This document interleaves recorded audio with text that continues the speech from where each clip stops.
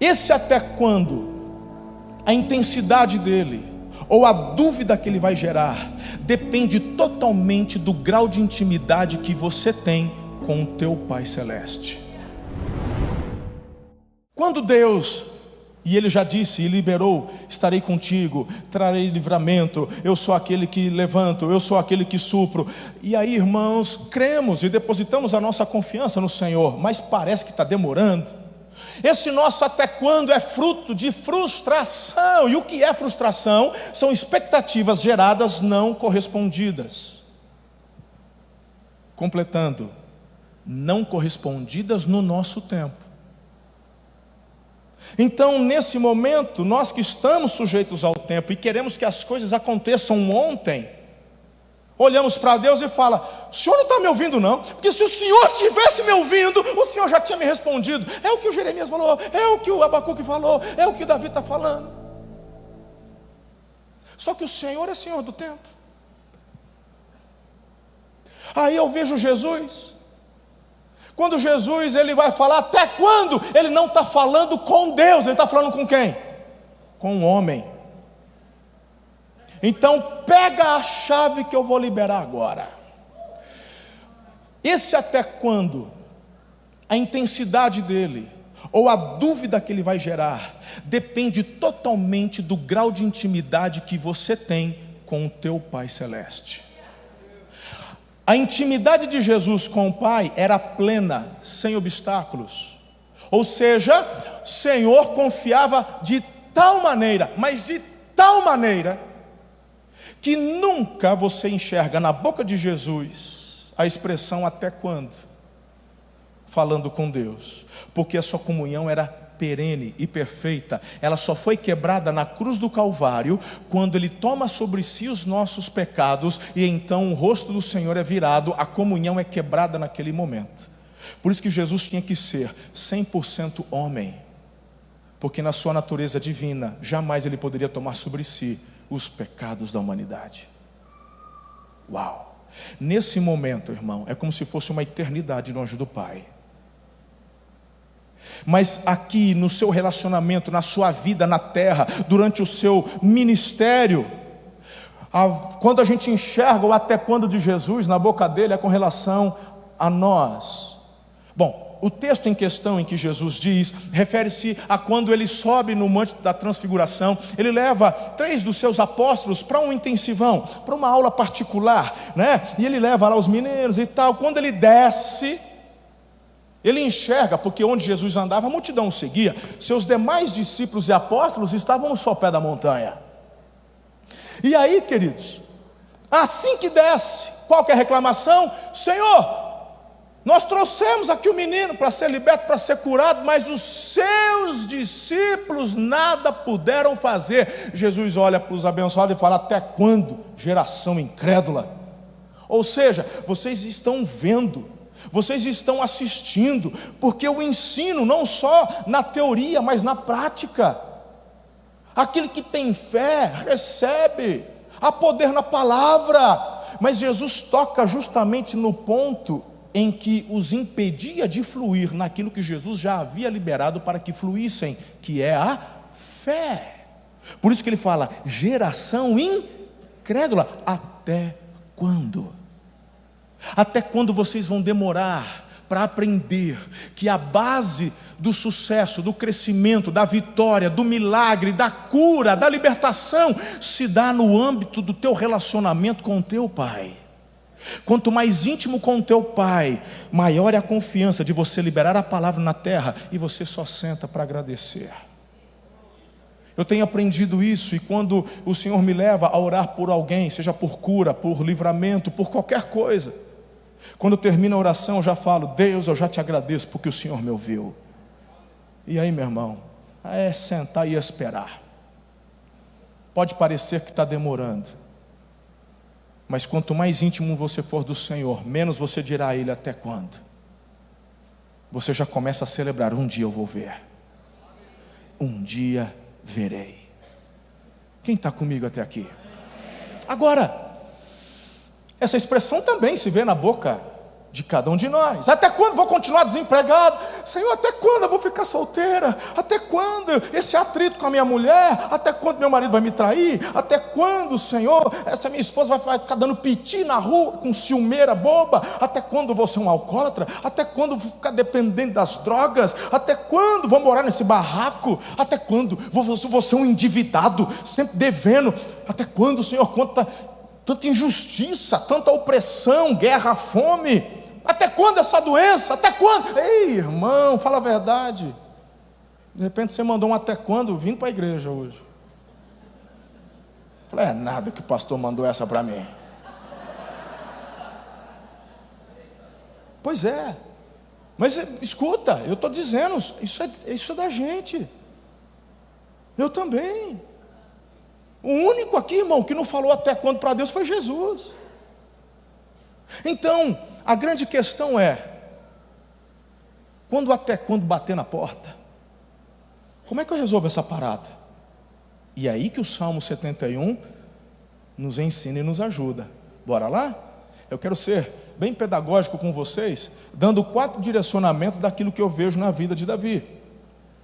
Nunca se esqueça do que o Salmo 30, verso 5 diz: o choro pode durar uma noite, mas a alegria vem quando? Pela manhã. Essa manhã, ela é literal? Fala de período. Ou seja, o sofrimento dura um tempo, mas depois do sofrimento, a alegria vai chegar. É certo. É certo. O texto não se refere a um período de 24 horas, mas a um período de estação.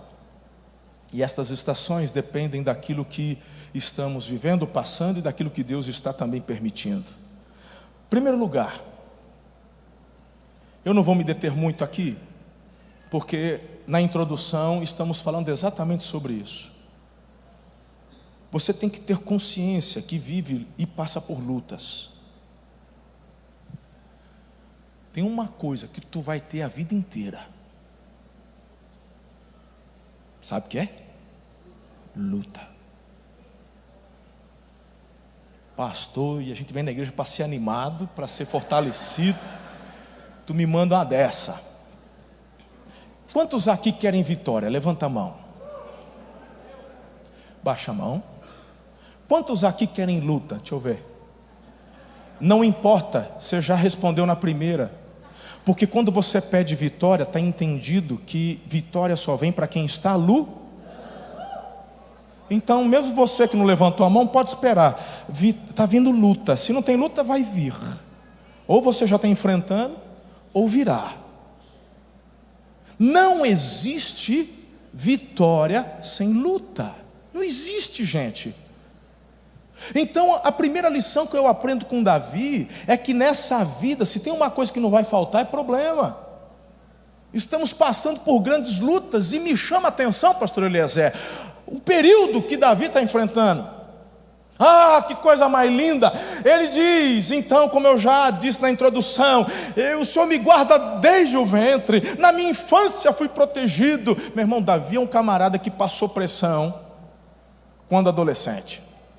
Pastorzinho de ovelha, de repente está lá, menino não tem nada a ver com isso, tocador de harpa, cuidando de ovelha, o leão, ele vai lá e mata o leão. Os leões vêm para pegar as ovelhas. Aí depois, uma outra vez aparece um urso. O que ele faz com o urso? Ele derruba, mata o urso. A Bíblia não fala como, se mandou com pedrada, o que foi, deve ter sido com a funda. Ele mata o urso. Adolescente, pressão. Aí, gente, é interessante porque ele é meio que desprezado pelos irmãos, pelo pai. É o caçula, é a raspa do tacho, é o que cuida das ovelhas. Até o profeta Samuel teve dificuldade de entender que ele era um escolhido por Deus. Aí, gente, que coisa interessante. O Samuel ouve de Deus: para de olhar para a aparência, poxa, eu vejo o coração, aprende comigo. Eu escolhi o Davi. Aí você olha para o Davi, e ele agora vai para onde? Ele vai agora para diante do Golias. Agora, se você pegar a vida desse camarada, É luta atrás de luta. Quando ele acha que acertou na loteria, que o Saul falou assim: tu agora, a partir de hoje, é meu filho. Tem pessoal que chega, irmão, né? Que pastor, isso é maravilhoso, pastor. Que você, olha, que pastor tremendo. Agora eu achei a igreja. E meu irmão, o cara vem, fala, elogia, rasga cedo. Eu falo: ei, Deus, até quando? É que cachorro picado de cobra tem medo de linguiça, né? Eu vou te contar, irmão. O negócio a gente já sabe, porque é pressão. Não acaba. Davi, ele ouve do Saul: tu agora é meu filho, você vai morar no palácio, eu vou dar minha filha para você casar. Já, meu irmão, de cuidador de ovelha, foi casar com a princesa, meu. Pois o mesmo Saul que botou ele para casar com a filha, tentou matar. Pressão, fugiu, tal. Agora, sabe o que é mais interessante? Você pegou um detalhe importante do Salmo 71? Em qual fase da vida Davi está? Velho. Ele fala: eu agora já estou velho. Que cor que está o cabelo? Branco. O que ele está passando? Perrengue, treta, problema, pressão. O problema, queridos, é que quando a gente não entende isso, a gente fica magoadinho com Deus, tipo, nessa fase da vida, o Senhor permitindo pressão, problema. Já não está bom, tanto que eu sofri a vida inteira. Meu irmão, Deus só promete tranquilidade para você no céu. Isso vai, quando daqui você for embora. Aqui tem pressão. Qual que é a boa parte disso, pastor? A boa parte é que ele disse que estaria conosco todos os dias, e a presença dele nos basta. Mas você, como Davi, tem que ter essa consciência: vai ter problema, vai ter pressão. Ele já está velho. Agora olha para mim, que eu quero te fazer um destaque no verso 18. Põe o 18, Henrique, por favor, no telão. O verso 18 do Salmo 71. Agora que estou velho, de cabelos brancos, não me abandones, ó Deus. Por quê? Porque eu estou cansado. Não me abandona porque agora que chegou a minha aposentadoria tem que resolver problema. Agora que eu queria viajar com a patroa para as Europa, tem que ficar ajudando o filho, que não tem juízo. Não, para que eu possa falar da tua força aos nossos filhos e do teu poder às futuras gerações. Qual que é a motivação do Davi mesmo na velhice? Diga comigo: cumprir propósitos. Pegou a visão ou não? Então, em primeiro lugar, tenha consciência de que luta vai ter a vida toda. Jovem, velho, adulto, não importa. Vai ter pressão, vai ter problema. Mas o Davi se anima no cumprimento do chamado, do propósito. Eu quero que as pessoas, os filhos dos meus filhos, que esta geração, a futura geração, eu quero que eles entendam que tu és um Deus grande. Porque se eu tenho prevalecido até aqui, a única forma deles prevalecerem é tendo o mesmo relacionamento que eu tenho contigo. É assim que vamos transformar o nosso país num país melhor, a começar com a nossa casa, a começar com a nossa vizinhança, nossa cidade. E é assim que a gente trabalha. Quando eu cheguei em Araçatuba, eu vim com esse coração de cumprir o propósito de Deus para mim aqui. Num primeiro momento, eu achei que eu ia ficar um período e ir embora, porque é a visão que eu tinha como pastor batista na época. Os pastores batistas vêm para a igreja até Deus direcionar ele para ir para uma outra. E eu tinha já, inclusive, um pré-convite para retornar a uma das igrejas que já pastoreei. Falou assim: quando o pastor daqui sair, nós vamos buscar você. E fizeram isso. Assim que lá ficou sem pastor, vieram, falaram: agora a gente veio te buscar para você pastorear a gente. Bora lá. Mas naquela época, quando aqui cheguei, eu queria fazer um bom trabalho, cumprir o propósito de Deus, mas falei: fico aqui uns 3 anos, 4 anos e depois vou embora. Até que Deus muda meu coração. E Ele fala: crie raízes, ame a cidade, porque esta é a cidade que eu estou te dando para fazer prosperar a cidade, você, a igreja. E queridos, veja que um jovem, eu cheguei aqui com 30 anos de idade, numa cidade tão estabelecida, numa igreja tão estabelecida. Ela não tinha muita membresia, era uma igreja lá no centro, pequena, mas uma igreja muito estabelecida, de muitos anos, com uma história libada. E eu então comecei, a partir de 2009, falar que Deus então faria algo extraordinário. Deus mudou meu coração. E alguns, até na época, falaram: pastor, mas eu acho que Araçatuba nem cabe mais uma igreja grande. Ele falou: você não está entendendo, a minha visão não tem limite. Eu não posso limitar aquilo que Deus quer fazer. Algumas pessoas vêm, nos visitam, assistem um culto, pastores da região, de outros estados, eles entram aqui, eles ficam assim, literalmente admirados, quando eles olham um povo fazendo fila para assistir culto, assim, não entra na cabeça deles. Mas quando eu olho para a igreja, eu vejo uma igreja ainda tão pequena, perto daquilo que Deus quer fazer. Teologia. Você sabe por que ela é tão importante e por que ela está fazendo falta na sua vida cristã?